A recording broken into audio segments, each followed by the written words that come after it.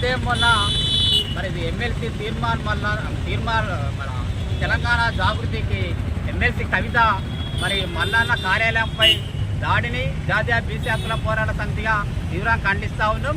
ఇది ఏవదు బీసీ సమాజంపై దాడిగా భావిస్తూ ఉన్నాం. మరి తీర్మాన్ మల్లన్న ఏదో అనుచిత వ్యాఖ్యలు చేసిందని చెప్పి నువ్వు తప్పుగా భావించుకొని ఆ మాటలను పూర్తిగా చూపిస్తూ మరి ప్రజాస్వామ్య దేశంలో మరి దాడులు చేయడం మన సంస్కృతి కాదు. మరి అలాంటి దాడులు పాల్పడితే బీసీలుగా బీసీ సంఘాలుగా మరి ఊరుకునే పరిస్థితి లేదు. ఇలాంటి అహంకారులను బీసీ సమాజం సహించదు.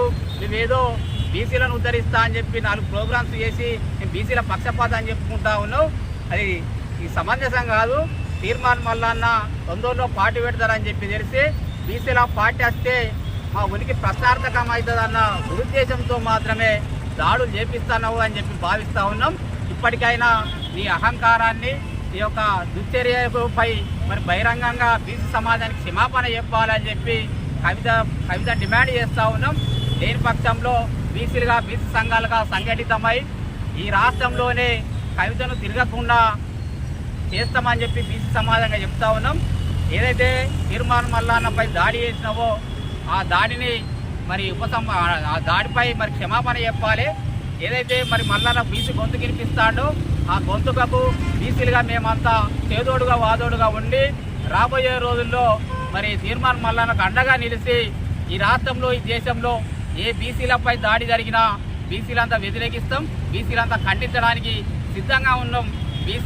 బీసీలు ఏకమైతే ఈ అగ్రకులాలు మా తాకిడికి మరి కొట్టుకపోతారన్న విషయాన్ని విస్మరిస్తూ ఉన్నారు. ఈ దాడి మీద క్షమాపణ కోరి మరి ఆ యొక్క కాంప్లైంట్ వెనక్కి తీసుకోవాలని చెప్పి కవితను డిమాండ్ చేస్తూ ఉన్నాం.